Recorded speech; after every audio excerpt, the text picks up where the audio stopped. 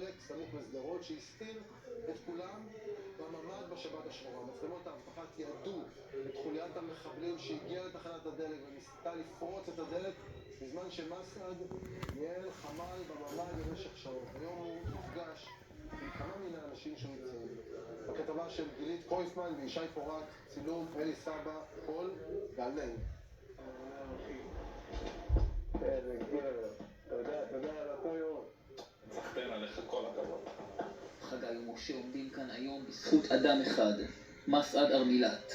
תשמע, אני רוצה להגיד לך, אחי, אתה תותח אמיתי, פינוי פצועים, התפתחות בתוך התחנת דלק, ממ"ד.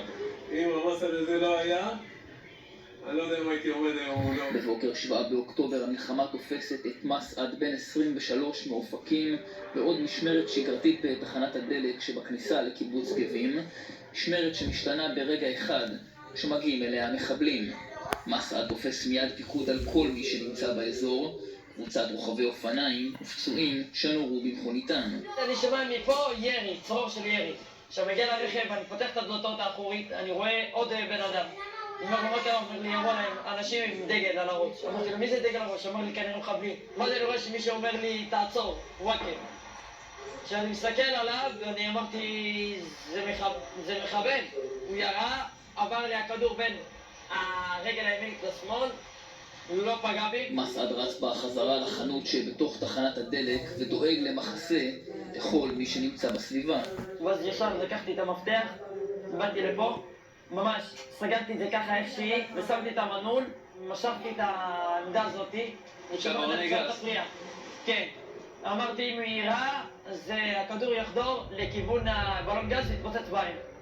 ואז אני מסתכל באמת ברמזור, הוא מתחיל להיכנס אלינו, הטנדר.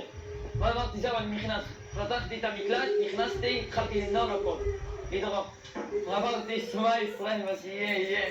מסעד מכניס 12 איש לממ"ד ומפקד על הקרב של כולם, הקרב על חייהם. במצלמות האבטחה אפשר לראות אותו, מנהל הכל. ואז ישר סגרתי את הדלת בשיא הלחץ, פתחתי ישר במצלמה, ישר לכיוון הדלת הזאת. הם באו, נכנסו, חפשו בין המשאבות, בין העמדות, הלכו לרכבים, ראו אותם סגורים והתחילו גם לשבור רכב פה. ואנחנו תוך כדי בפנים, רואה את הכל, הם מנסים עם הנשק לכיוון הדלת, לבעוט בעיטות ולדחוף, הוא מנסה, לא הצליח, הוא עוזב את הדלת, הוא חוזר על זה עוד הפעם, נותן בעיטות עם הרגליים שלו. כשראינו את התמונה הזאת שהם מגיעים לדלת, לא האמנתי שדלת מזכוכית בעצם תפריד בינינו לבין לחיות או למות. ומסעד יוצא מהדלת ובהליכה נמוכה או זחילה מביאים מים מפה ממש לאנשים בתוך הממ"ד. ואני רץ ישר על העמדה שם בסוף של עמדות תאורה, לקחתי פנס ראש ונאורת חירום וחזרתי מפה ככה זוכר. באותו רגע מסעד אומר לי, שים לב, עובר פה מישהו בדלת. כעבור שעות ארוכות שבהן הם נצורים בממ"ד, מגיעה כיתת הכוננות של קיבוץ גבים לחלץ אותם.